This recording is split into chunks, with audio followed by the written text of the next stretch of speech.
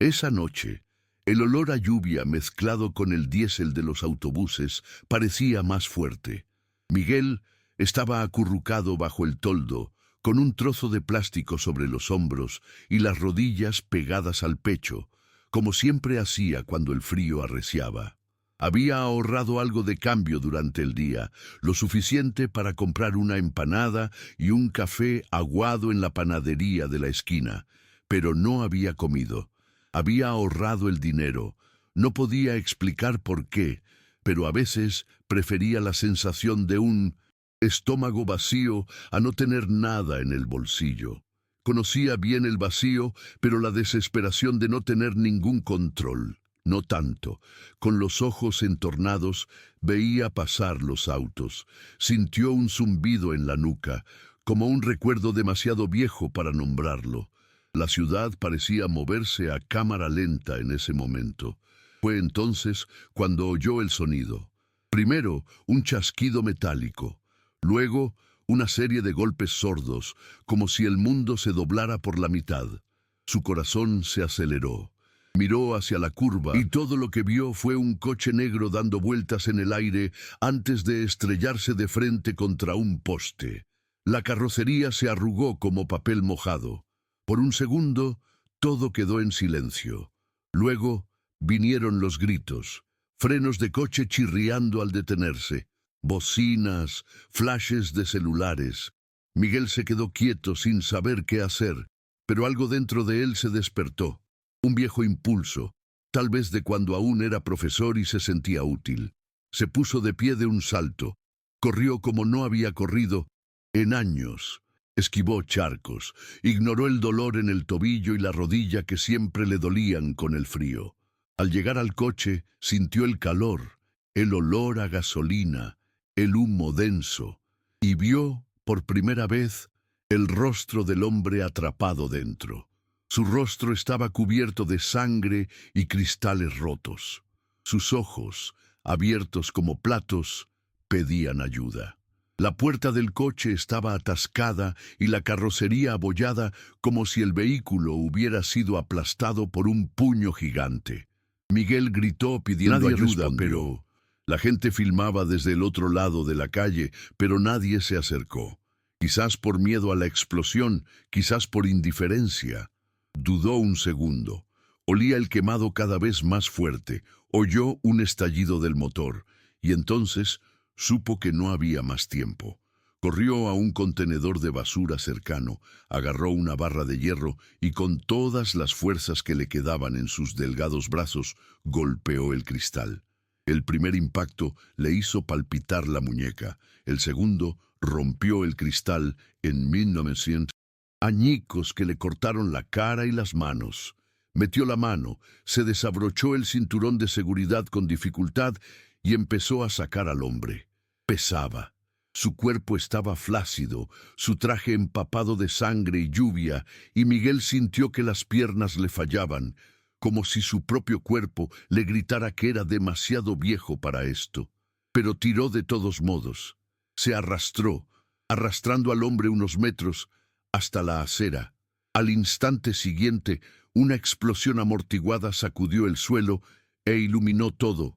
Con un sófoco, Miguel cayó hacia atrás, protegiendo el cuerpo de Santiago con el suyo. Sintió el calor quemarle la cara y la metralla caliente pincharle la nuca.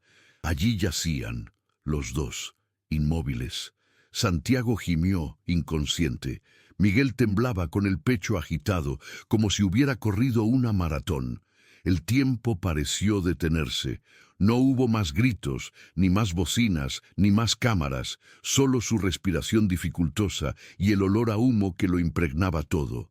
Cuando llegó la ambulancia, Miguel ya estaba sentado de lado con la cabeza apoyada en la pared mojada, intentando controlar el temblor de las manos.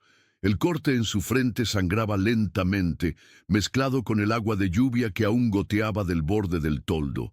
Uno de los paramédicos corrió hacia Santiago, otro lo miró de reojo, quizá pensando que era solo otro indigente perdido en medio de la nada. Nadie le hizo preguntas. Nadie le preguntó su nombre. Era como si lo hubiera absorbido de nuevo la misma invisibilidad que lo había rodeado durante años. Observó cómo subían a Santiago a la camilla, lo intubaban y le colocaban el collarín cervical. Vio las luces rojas reflejarse en el charco junto a la acera, y entonces, en silencio, se levantó. Apoyó la mano en la rodilla, se ajustó la gorra y caminó lentamente de regreso a la esquina de la carrera 43A, donde guardaba sus pocas pertenencias.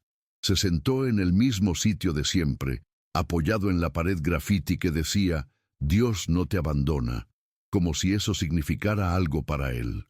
Tomó la colilla que guardaba envuelta en un plástico en el bolsillo y la encendió con el encendedor casi agotado. El humo le quemó la garganta. El sabor a sangre mezclado con el humo le hizo toser, pero lo tranquilizó. Siempre lo tranquilizaba.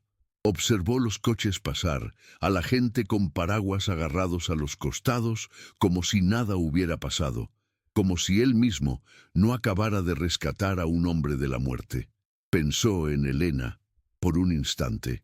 Qué absurdo le parecería todo. Pensó en Isabela, sintió esa opresión familiar que no abandonaba su pecho, pero no lloró.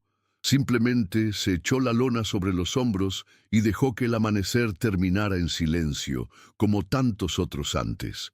En el hospital, Santiago abrió los ojos por primera vez 2 días después del accidente. La luz de la habitación le dolía, sentía todo el cuerpo como hierro doblado. Tenía puntos en la cara, una férula en el brazo, dolores que ni siquiera podía nombrar. Oía voces apagadas afuera, enfermeras que iban y venían, una trabajadora social que hablaba demasiado. Pero lo que realmente lo despertó fue una simple pregunta del médico. ¿Recuerdas lo que pasó? Santiago lo intentó, pero solo le vino a la mente la imagen borrosa de un rostro sucio, ojos hundidos y manos ensangrentadas sacándolo del coche. Era más una sensación que un recuerdo, un calor intenso, una voz que gritaba y el golpe sordo del cuerpo al ser arrastrado. Simplemente dijo, «Un hombre me sacó de allí». El médico asintió vagamente. «Sí, alguien te salvó, pero se fueron antes de que llegara la policía. Nadie sabe quiénes son». La frase no dejaba de martillarle en la cabeza a Santiago. Nadie sabe quién es. Le molestaba de una forma que no acababa de comprender. Estaba acostumbrado a saberlo todo, a controlarlo todo.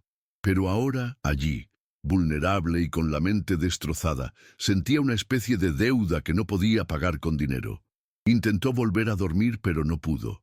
Le dolía la cabeza, y el silencio en la habitación parecía más profundo de lo debido. Le pidió a la enfermera su celular, pero había quedado destrozado en el accidente. Así que llamaron al auxiliar, quien apareció al final del día con una tableta, informes, mensajes y una solicitud de rueda de prensa. Santiago lo rechazó todo.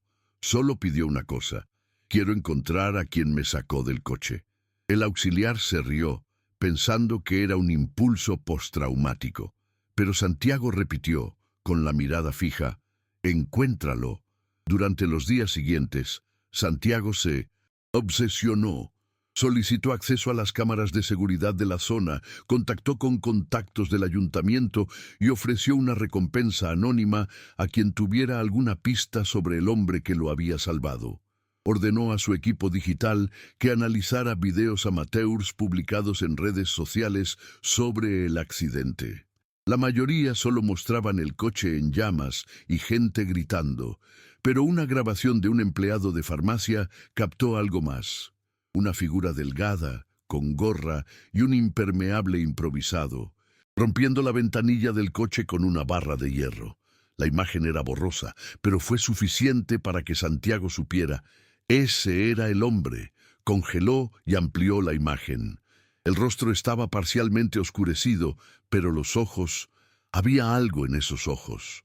Parecían ancianos, cansados, profundos. «Encuentren a este hombre», repetía casi a diario. Sus asistentes empezaron a pensar que deliraba, pero no lo cuestionaron. Él les pagaba los salarios. Mientras tanto, Miguel seguía con su rutina diaria, como si nada hubiera cambiado. La ciudad vibraba como siempre. Las bocinas, los gritos de los vendedores ambulantes, el olor a arepas y gasolina. Se despertaba antes del amanecer. Iba al mercado a comprar fruta sobrante. Se lavaba la cara en el grifo de una gasolinera y regresaba a la misma esquina de la carrera 43A, donde leía el mismo periódico roto con los titulares del día anterior. Esa semana, sin embargo, empezó a notar algo extraño. Dos hombres trajeados pasaron 3 veces en horarios diferentes. Entonces, una mujer bien vestida le ofreció café y le hizo preguntas que no parecían de interés común. Se calló. Dijo que no sabía nada, que no había visto el accidente, que solo llevaba allí poco tiempo. Mentira. Pero sabía reconocer a los oficinistas que fingían ser educados. Había visto demasiado en la vida como para caer en la trampa fácilmente. Santiago no se rindió. El viernes después del accidente, decidió que necesitaba ver a Miguel en persona. Era la primera vez que salía del hospital con permiso médico, incluso con el cuerpo dolorido y la cabeza aturdida. Le llevó café, un sándwich y un abrigo al hombre en la acera. Encontrarlo fue sencillo. Todo el pueblo parecía saber dónde estaba Miguel. Cuando finalmente se sentó a su lado, el silencio entre ellos era denso, lleno de dudas y aprensiones. Santiago intentó agradecerle, pero las palabras parecían pequeñas comparadas con la enormidad de lo que Miguel había hecho. El profesor, con sus ojos cansados, lo miró sin sorpresa.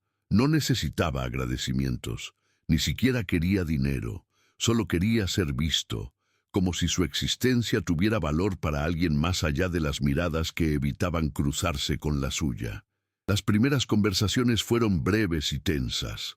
Santiago hablaba de negocios, de su hija y de las reuniones que se había perdido. Miguel respondía con un silencio que lo decía todo. Poco a poco, las visitas se hicieron más frecuentes.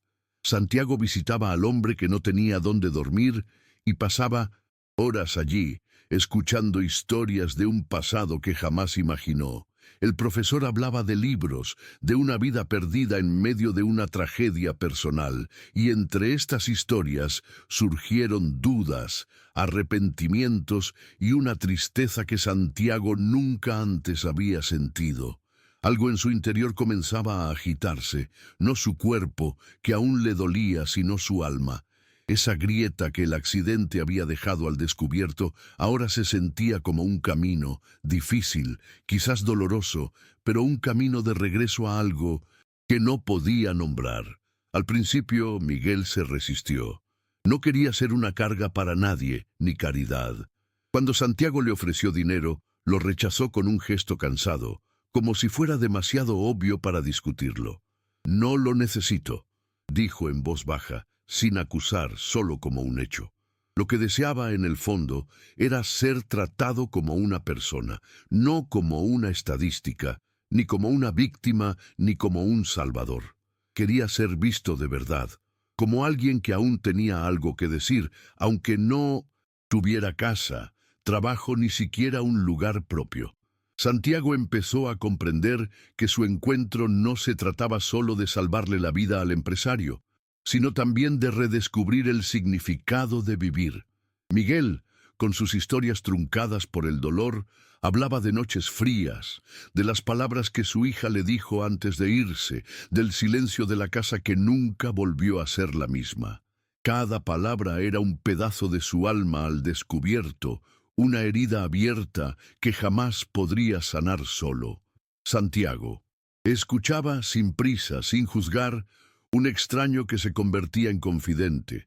Fue un proceso lento y difícil, lleno de momentos en los que ambos se sintieron perdidos. Pero allí, en esa pequeña conexión, comenzó algo real, algo que no se podía comprar ni vender. Fue una reconexión con la humanidad que el dinero y el éxito habían enterrado. Pasaron los días, y Santiago seguía yendo a la acera. A veces llegaba sin avisar, encontrando a Miguel sentado en el mismo sitio, leyendo un libro viejo o simplemente observando la calle.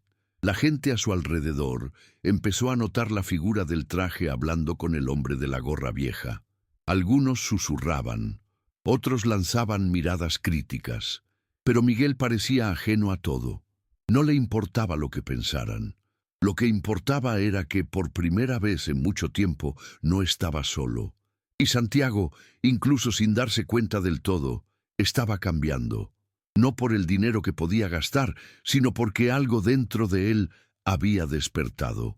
Una empatía que desconocía. Fue una tarde lluviosa y ligera cuando Miguel finalmente bajó la guardia. Me habló de su esposa, Elena, y de cómo había fallecido repentinamente. Habló de su hija, que se la habían llevado sus familiares, del colapso que lo había dejado en la calle. Había tristeza, sí, pero también una fuerza silenciosa, una forma casi serena de afrontar su propio dolor.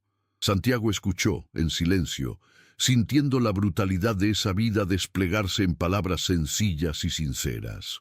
Comprendió que esta no era solo una historia de miseria, era la vida real, cruda, sin cortes, sin filtros, y que por mucho que lo intentara, no podía borrarla simplemente con dinero ni poder. Esa misma tarde, Santiago le llevó a Miguel una manta. Dudó al ver el paquete, como si no estuviera seguro de poder aceptar algo así, pero lo tomó, se aferró a la manta contra el pecho y por un instante sus ojos brillaron de otra manera, como si hubiera recibido una señal que no había olvidado del todo. El empresario permaneció sentado a su lado, en silencio, mientras la lluvia arreciaba. No dijeron mucho, solo el sonido de las gotas al golpear el cemento, mezclado con el lejano estruendo de los coches. Miguel permaneció inmóvil, con el cuerpo relajado por primera vez en mucho tiempo. Santiago sintió que ese simple momento sin palabras era más valioso que cualquier contrato o reunión de negocios. Con el paso de los días, las visitas se convirtieron en un ritual. Santiago traía café, comida, a veces un libro, y se sentaba junto a Miguel a escuchar. No intentaba arreglar nada, simplemente escuchaba. Y eso, para Miguel, era poco común. Tanta gente había pasado junto a él a lo largo de los años sin siquiera saber su nombre, sin preguntarle cómo estaba. Ahora, ese hombre de traje, que podría haber sido su jefe o su enemigo, estaba allí, simplemente presente. Y eso empezó a marcar una diferencia que ni siquiera Miguel podía explicar. Una chispa de esperanza se encendió en medio de la oscuridad, aparentemente interminable. Una noche, cuando la ciudad parecía dormida bajo una tenue niebla, Miguel se derrumbó. Habló de la soledad que sentía desde la muerte de Elena, de la culpa que cargaba por no poder abrazar a su hija, por haber dejado que todo se le escapara. Contó cómo, en el fondo, creía que no merecía ayuda, que el mundo había seguido adelante sin él. Santiago permaneció allí, escuchando sin interrumpir, sintiendo cómo la crudeza de aquellas confesiones se hundía en el pesado silencio de la madrugada. Nunca imaginó que un hombre que sufría tanto pudiera existir tan cerca de su propia vida. Esas palabras no eran historias lejanas, eran una realidad que había decidido ignorar hasta entonces.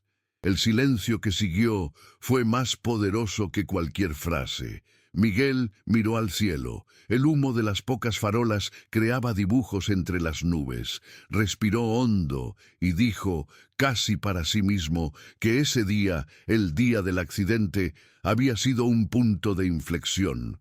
No porque hubiera salvado a un hombre rico, sino porque por primera vez en mucho tiempo alguien lo había mirado y había visto algo más que a un mendigo, y que, tal vez, allí comenzaba algo nuevo. No una redención milagrosa, sino una frágil salida del oscuro agujero donde había estado atrapado durante años. Con el tiempo, la relación entre ambos hombres se volvió menos cargada de silencio y más llena de conversación abierta. Santiago empezó a compartir un poco de su propia vida, las fallas de su matrimonio, las peleas sin resolver con su hija, las noches en que despertaba pensando que la presión lo aplastaría. Miguel escuchaba sin juzgar, a veces con un comentario seco, a veces permaneciendo en silencio, absorbiendo las palabras. Sus encuentros se convirtieron en un espacio donde ambos podían ser humanos, vulnerables, sin máscaras ni defensas. Para Santiago era extraño e incómodo, pero también necesario. Para Miguel era una grieta en un muro que parecía indestructible. Una mañana, Santiago apareció con un libro de poesía. No era uno de sus favoritos, pero había leído algo que pensó que podría gustarle a Miguel. Se lo entregó con una vacilación que solo pueden tener quienes están acostumbrados a controlarlo todo. Miguel tomó el libro, hojeó las páginas amarillentas y sonrió con una ligereza que sorprendió al empresario. Fue un gesto pequeño, pero aportó un toque de color a la gris rutina de la acera. Comenzaron a intercambiar libros y fragmentos de palabras, como si fuera un tenue hilo que los conectara, una forma de tocar lo que se escondía tras las cicatrices invisibles. Las semanas se convirtieron en meses, y Miguel permaneció allí, en la misma acera, pero algo en su mirada había cambiado. Ya no era solo la resignación del hombre invisible, era la tenue llama de alguien que, incluso en medio del caos, aún puede ver un poco de luz. Santiago, por su parte, comenzaba a darse cuenta de que su mundo de lujo y poder tenía defectos que el dinero no podía cubrir. Las visitas a la acera, que antes le parecían obligatorias o curiosas, se convirtieron en una necesidad. Necesitaba eso, ese contacto que lo sacara de su propio silencio. Era extraño admitirlo, pero el hombre al que había salvado estaba salvando algo en su interior. Una tarde calurosa, Miguel decidió contar cómo había llegado a esa situación. Habló de la pérdida de Elena, del día que la vio caer en la cocina, de los gritos incontrolables, de la desesperación que lo embargó tras su muerte. También habló del distanciamiento de su hija, alejado por familiares que no querían verlo hundirse más. Habló de su depresión, de la crisis nerviosa que lo había dejado devastado. Las palabras le salieron con dificultad, pesadas, pero necesarias. Santiago escuchó, absorbiendo cada detalle, sintiendo el peso de esa historia real y brutal, lejos de cualquier fantasía de una recuperación rápida. Así era la vida, dura, sin filtros, sin soluciones fáciles. Después de esa conversación, algo cambió en la forma en que Santiago veía a Miguel. Ya no era solo un hombre sin hogar al que había ayudado en una emergencia. Era alguien con una historia, un dolor, una existencia compleja que merecía atención y respeto. Empezó a pensar que quizás ese encuentro en la acera no había sido casualidad, que había algo más grande allí, una oportunidad para aprender a ver más allá de las apariencias. No es que tuviera todas las respuestas, todo lo contrario, pero sabía que necesitaba permanecer allí, escuchando, estando presente. Miguel, por su parte, sentía que aún había espacio para algo más que la supervivencia diaria. Esa mirada, ese tiempo que Santiago le dedicó, rompió la dura barrera que había construido para protegerse del mundo. No fue fácil. Cada paso era un desafío. Pero la sensación de ser visto y escuchado fue un alivio que no había sentido en años. Y entre esas conversaciones, la lluvia, el olor de la ciudad, empezó a comprender que quizás la vida podría ser diferente, aunque fuera lentamente, aunque sin garantías. Una mañana gris, Miguel recibió la visita de un trabajador social con el que Santiago había contactado. El hombre le habló de programas, posibilidades, albergue y atención médica. Miguel escuchó con recelo, como si esas promesas fueran palabras vacías que ya había oído tantas veces, pero esta vez Hubo un gesto diferente. Santiago estaba allí, firmemente a su lado, ofreciéndole un apoyo genuino en lugar de una formalidad burocrática. Miguel no respondió de inmediato. Necesitaba tiempo para creer que no era solo otra oferta que con el tiempo se desvanecería en el polvo del abandono. En las semanas siguientes, con la silenciosa insistencia de Santiago, Miguel empezó a aceptar pequeñas ayudas. Primero, una ducha en un centro comunitario, luego una cita médica y poco a poco la idea de un lugar donde quedarse empezó a tomar forma. No fue fácil. Hubo contratiempos, miedos, dudas que parecían más grandes que cualquier esperanza. Pero el contacto constante con Santiago, las conversaciones junto a la acera y una presencia que no lo agobiaba ni lo exigía, empezaron a derribar las barreras que Miguel había erigido a lo largo de los años. La ciudad seguía dando vueltas, pero para él, algo en su interior comenzaba a cambiar. Una tarde, mientras caminaban lentamente por la plaza cercana, Santiago notó que Miguel se detenía a observar a la gente a su alrededor, los pájaros en el cielo, las hojas meciéndose con el viento. No era solo curiosidad, era una pequeña reverencia por la vida que insistía en continuar, incluso ante tanto dolor. Hablaba poco, pero su mirada revelaba que empezaba a ver la belleza en las cosas sencillas, en las cosas que el dinero jamás podría comprar. Santiago sintió una mezcla de orgullo y tristeza. Orgullo por el amigo que renacía, tristeza por la vida que él mismo había dejado escapar persiguiendo números y contratos. Miguel, a su vez, empezaba a confiar en Santiago de una forma que no era solo por gratitud. Sentía que podía ser él mismo, sin tener que ocultar su pasado ni fingir fuerza. Una tarde, le contó un poema que le gustaba a Elena, uno sobre el sol después de la tormenta. Santiago escuchó atentamente y en ese instante comprendió que para Miguel cada día era una verdadera lucha contra la oscuridad, pero también una búsqueda de un poco de luz, por pequeña y frágil que fuera.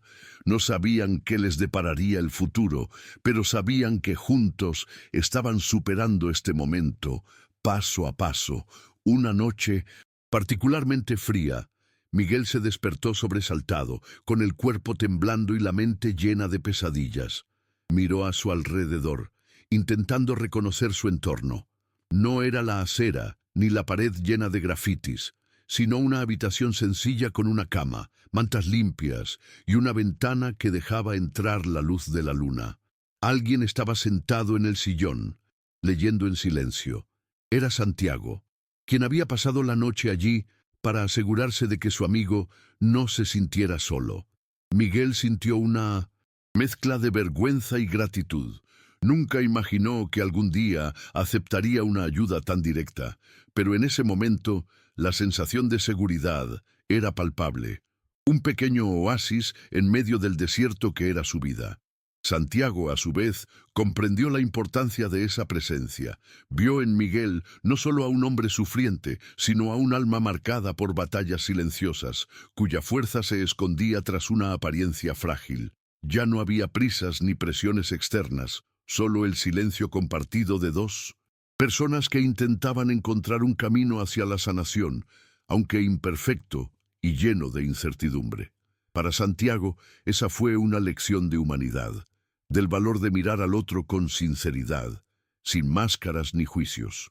Y esa noche, ambos comprendieron que, a pesar del dolor, algo nuevo nacía allí. Miguel, por primera vez en mucho tiempo, tuvo un sueño que no se trataba de pérdida ni miedo. Soñó con Elena sonriendo, con Isabela corriendo por el jardín, con una mañana despejada y tranquila. Despertó con el corazón apesadumbrado, pero con una extraña sensación de ligereza. No sabía si era esperanza o solo un respiro temporal de la tristeza que siempre lo atormentaba. Se lo contó a Santiago esa mañana, sentado en la acera, con el sol calentándole el rostro y el ruido lejano de la ciudad. Santiago escuchó, sin prisa, comprendiendo que este era un paso pequeño pero crucial en el camino que recorrían juntos. Esa misma semana, Miguel recibió una carta de la escuela donde había trabajado.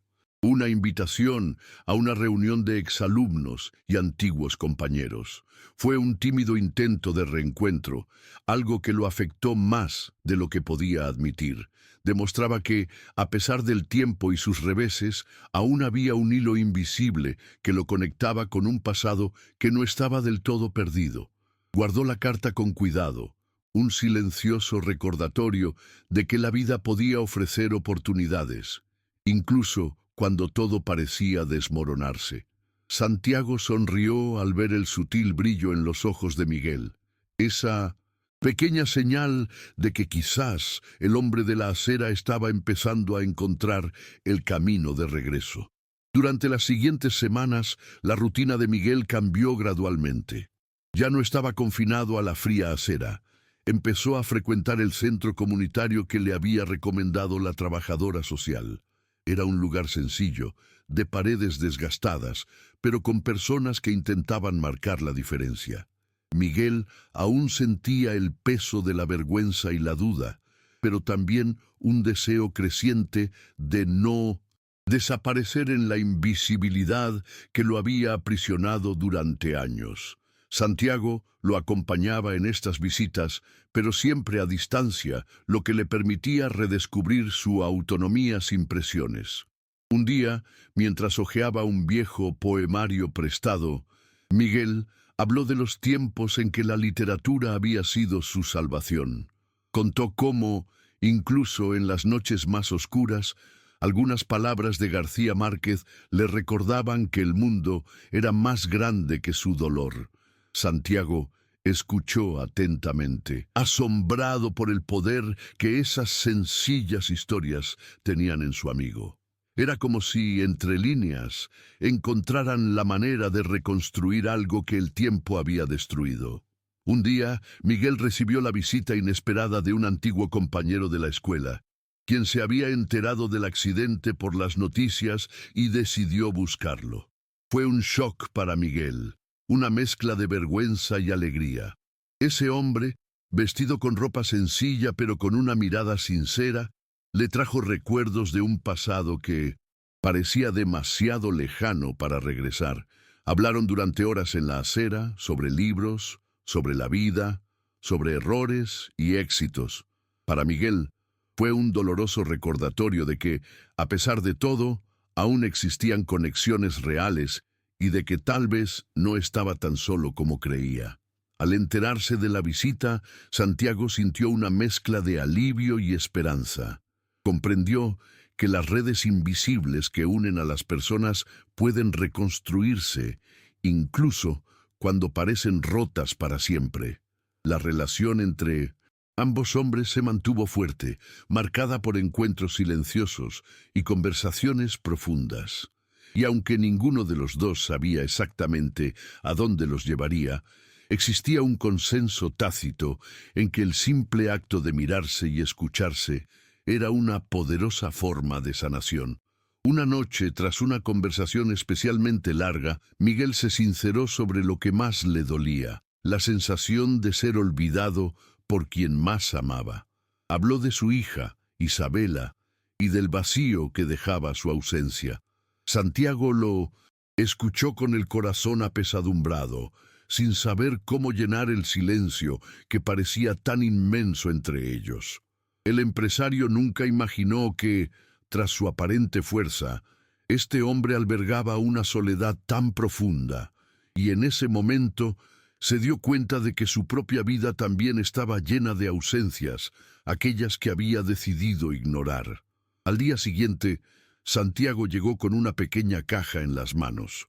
Dentro había cartas antiguas y fotos de Elena e Isabela, que había logrado reunir con la ayuda de amigos que aún mantenían contacto con la familia de Miguel. Se la entregó sin decir palabra, dejando que su amigo decidiera qué hacer. Miguel se quedó quieto unos segundos y luego sostuvo la caja con cuidado, como si guardara su propio recuerdo. Fue un gesto sencillo, pero representó algo enorme. el intento de reconstruir un pasado destrozado, pieza por pieza. Miguel pasaba horas mirando esas fotos y cartas. Era como si pudiera tocar un poco de lo perdido, pero también como si sintiera el dolor fresco de la ausencia. Le contaba historias a Santiago, recordando la sonrisa de su hija, las conversaciones en la cocina, los días que parecían normales hasta que todo cambió. Cada historia era un fragmento de una vida que parecía haberle sido arrancada violentamente. Santiago, en silencio, sentía que este reencuentro con el pasado no era solo para Miguel, sino también para él, una forma de confrontar los fantasmas que insistían en permanecer ocultos. En el silencio que siguió, los dos hombres parecieron compartir una comprensión que no necesitaba ser expresada en voz alta. Estaban juntos, en esa calle transitada, intentando comprender el caos que los rodeaba. No había soluciones fáciles ni promesas milagrosas, solo la certeza de que por difícil que fuera este momento era real y que tal vez a partir de entonces podrían seguir caminando, aunque fuera despacio, aunque tuvieran miedo. Una tarde, Santiago apareció con una propuesta inesperada. Invitó a Miguel a una entrevista en una radio local que presentaba historias de superación. Miguel dudó. La idea de exponer su vida, sus heridas, le parecía demasiado abrumadora, pero Santiago insistió, diciendo que su voz podía ayudar a otros que se sentían invisibles. Tras pensarlo mucho, Miguel aceptó. Fue un paso pequeño pero significativo. En ese estudio improvisado con el micrófono frente a él, habló con una honestidad pura, sin disimular el miedo, la tristeza ni el deseo de empezar de nuevo. Su voz temblorosa conmovió a oyentes que tal vez nunca habrían escuchado a alguien como él. El impacto fue mayor de lo que ninguno de los dos esperaba. Empezaron a llegar mensajes de personas que habían pasado por situaciones similares, de voluntarios que ofrecían ayuda, de antiguos alumnos que reconocían su voz. Miguel sintió que por primera vez en mucho tiempo, su historia tenía valor más allá de la acera, y Santiago vio en su amigo un resplandor renovado, una fuerza que no provenía del dinero, sino del coraje, de afrontar la vida misma, con todas sus imperfecciones. Con el paso de las semanas, Miguel empezó a participar más activamente en las reuniones del centro comunitario. No fue fácil para él, tras años viviendo solo en la calle, lidiar con la exposición y la interacción social. Pero había algo en ese intercambio que lo sacó de su aislamiento. Santiago, a su vez, sintió que la relación también estaba transformando su propia visión del mundo. Él, que siempre se había enorgullecido de tener control, sobre todo, ahora comprendía que había cosas que solo el tiempo y la empatía podían sanar. En una de estas reuniones, Miguel conoció a otras personas con historias similares, personas que lo habían perdido todo y buscaban un nuevo comienzo. Estas conversaciones no apaciguaron el dolor, pero crearon una red invisible de apoyo y comprensión. Miguel sintió que poco a poco encontraba un lugar, no solo físico, sino dentro de sí mismo, donde podía volver a existir. Santiago observaba con una mezcla de orgullo y humildad, consciente de que este hombre, con su fragilidad y valentía, le estaba enseñando más de lo que jamás hubiera imaginado. Un domingo por la mañana, Miguel recibió una visita sorpresa. Era Isabela, la hija a la que no veía desde hacía años. Se había enterado de la historia de su padre por la radio y, impulsada por sentimientos encontrados de ira, añoranza y esperanza, decidió buscarlo. El reencuentro fue silencioso, lleno de largas miradas, manos temblorosas y lágrimas contenidas. Ninguna palabra parecía suficiente para expresar todo lo que había permanecido en el silencio de estos años. Miguel sintió que el corazón se le encogía y se le rompía, pero también vislumbraba la posibilidad de reconstruir un vínculo que el tiempo casi había destruido. Santiago, quien había estado observando discretamente, vio ese momento como la culminación de algo que se había ido construyendo lentamente. Un puente entre el pasado y el presente, entre pérdidas y nuevos comienzos. Sabía que no podía borrar lo sucedido, ni arreglarlo todo con grandes gestos, pero podía estar allí, firme, ofreciendo apoyo, presenciando la reconstrucción que solo el tiempo y la fuerza de voluntad podían lograr. Y esa tarde, bajo el cielo despejado de Medellín, los tres permanecieron juntos, entendiendo que la vida estaba hecha de estos momentos imperfectos, pero significativos. Los días posteriores a su reencuentro fueron difíciles. Miguel e Isabela necesitaban tiempo para desatar los nudos del pasado, para hablar de las heridas abiertas y los años perdidos. Sus conversaciones fueron ásperas, a veces llenas de silencio, otras de lágrimas y palabras no dichas. Santiago permaneció presente, pero respetó el espacio que necesitaban para lidiar con su dolor. Sabía que este proceso no sería lineal, que el perdón y la reconstrucción eran enormes desafíos, pero también vio en esos momentos una frágil esperanza que no podía ignorarse. Mientras tanto, Miguel empezó a pensar más en el futuro. Su tiempo en la calle le había dejado profundas cicatrices, pero también le había enseñado resiliencia. Empezó a planificar pequeños pasos, ordenar documentos, intentar reconectar con viejos colegas, pensar en algún trabajo que pudiera retomar. No era un camino fácil, y lo sabía, pero por primera vez en mucho tiempo sintió que había una dirección, aunque incierta, aunque frágil. Santiago, al ver la transformación, se sintió menos vacío, menos desconectado que antes. Una fría mañana, Miguel recibió la visita de un exalumno. Había escuchado la historia del maestro y se ofreció a ayudarlo a retomar la docencia, aunque de forma voluntaria, en un proyecto social comunitario. La invitación fue un shock para Miguel, quien no imaginaba que alguien aún lo recordara así. La idea de volver a la docencia le trajo una mezcla de miedo y esperanza. No era la promesa de una vida perfecta, sino una oportunidad real de reconstruir su identidad, no solo como un superviviente, sino como alguien que aún podía contribuir. Santiago siguió cada paso de esta nueva etapa. Sabía que el camino estaría lleno de altibajos, pero él estaba allí, no como salvador, sino como testigo y amigo. Comprendió que lo ocurrido aquella noche del accidente cambió sus vidas para siempre, no porque todo se hubiera resuelto, sino porque algo en su interior se había roto, y entre las grietas comenzaba a surgir la posibilidad de una vida un poco más auténtica. No necesitaban una redención rápida, solo un día a la vez. Una conversación, una mirada que dijera «te veo».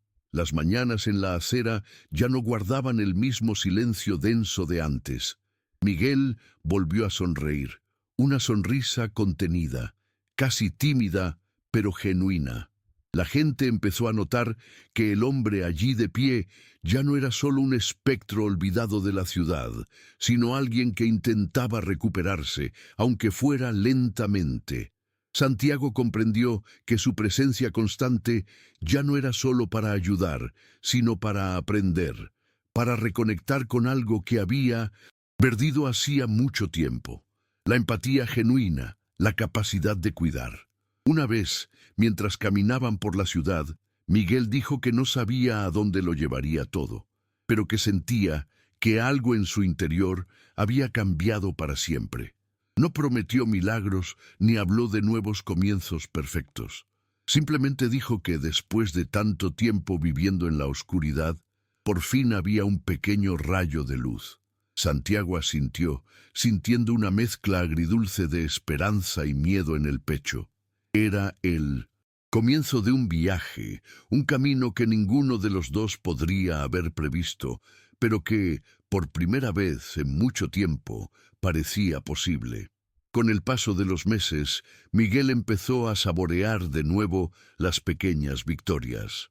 No eran grandes logros, sino la simple sensación de poder tomar decisiones, de tener un lugar a donde ir, un espacio para ser él mismo.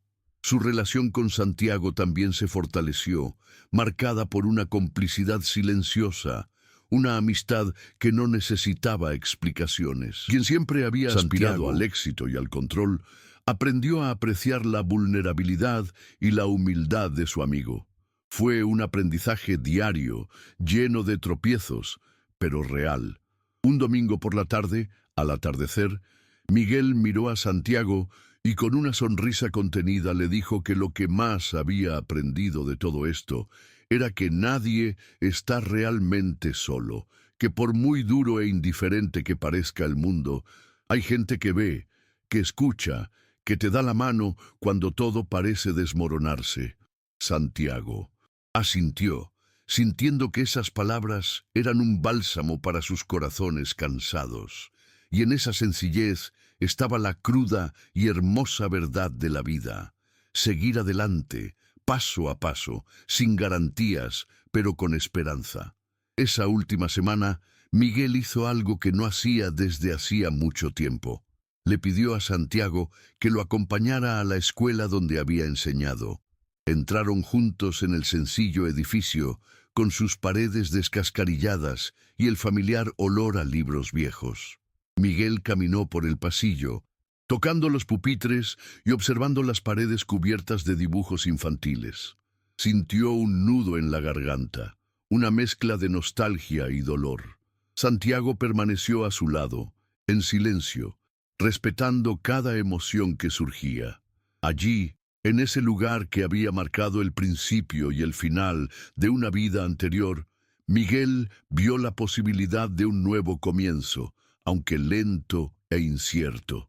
Al salir, mientras el sol se ponía en el horizonte, Miguel miró a Santiago y le dijo, sin falsas esperanzas, que les depararía el futuro, pero que ese día había sido importante, que por un instante sintió que podía ser más que la suma de sus pérdidas y su dolor. Santiago sonrió, intuyendo que a pesar de todo, algo había cambiado. No una redención fácil, sino una semilla plantada entre las grietas. Y así terminaron ese capítulo de sus vidas, conscientes de que el camino sería largo, pero que, al final, no caminaban solos. A la mañana siguiente, Miguel despertó con una calma distinta. Miró por la ventana de la modesta habitación que ahora llamaba hogar y vio la ciudad despertar, llena de vida y sonidos familiares. Sintió que, a pesar del dolor, las pérdidas y los días difíciles, había algo dentro de él que resistía, una fuerza tenue pero real. No sabía qué le esperaba, ni si sería capaz de reconstruir todo lo perdido. Pero supo que, en ese momento, ya no estaba solo, que por primera vez en mucho tiempo había alguien que veía su rostro, escuchaba su historia y caminaba a su lado, paso a paso. Santiago, al otro lado de la ciudad, contemplaba la misma luz que se filtraba por la ventana de su apartamento. Sintió que este encuentro inesperado con Miguel había derribado barreras en su interior, abriendo espacio para una humanidad que el dinero y el poder jamás podrían alcanzar. Y en el silencio de esa mañana, comprendió que lo que había comenzado como una emergencia se había convertido en un viaje de aprendizaje, dolor y, sobre todo, conexión. No todo estaba resuelto, no todo estaba claro, pero había un movimiento, un cambio, y a veces eso basta para seguir adelante.